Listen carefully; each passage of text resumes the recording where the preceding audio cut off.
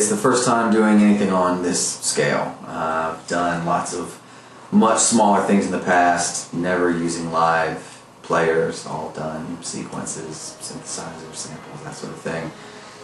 Even the orchestral stuff that I've done in the past has been much smaller and always fake. And this is the first time that I've had the opportunity to do the real thing and make an hour, 70 minutes of music that was all destined to be played by a real ensemble. And we got the opportunity to do this in Prague.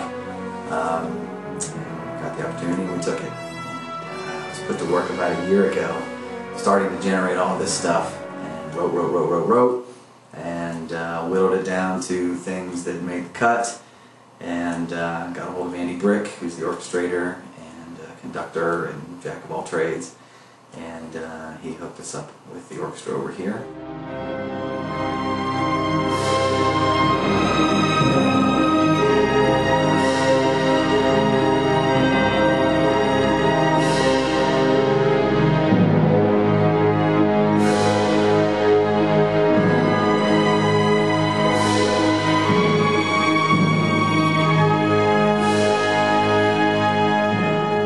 Going through what Andy and Martin, the orchestrators, refer to as MIDI-itis, where I'm being essentially deflowered, since this is my first experience taking computer-generated, synchronized, quantized, rigidized, lifeless music and giving it to 60 living, breathing, warm-blooded humans to play.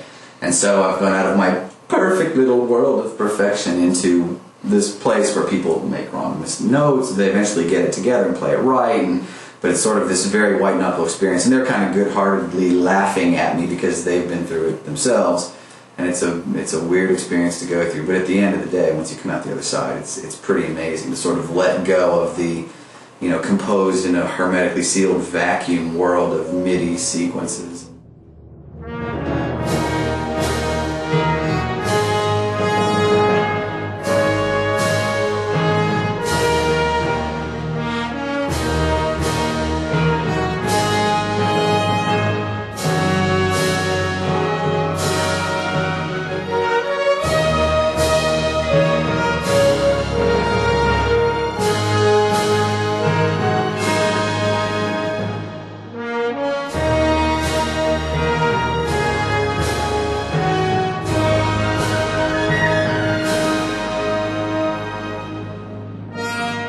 Predominantly, the music is all about the 6 distinct races. And so at the very beginning, we said, what is a dwarf? What is an orc? What is a high elf? So on and so forth. And literally, if anybody knows me, they'll appreciate this, there's a spreadsheet that assigns musical characteristics to the races.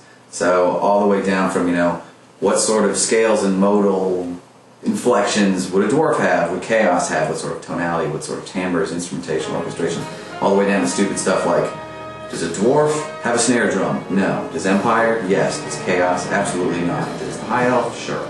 So I have this grid as I'm going through and figuring out what makes dwarf music dwarfy, and I can look these very specific criteria up. Well, it's pentatonic, and brass carries the melody all the time, and it has this kind of percussion, but not that kind of percussion, because orcs get that kind of percussion. And then using that as kind of a starting point, pouring the character of each particular race into that framework.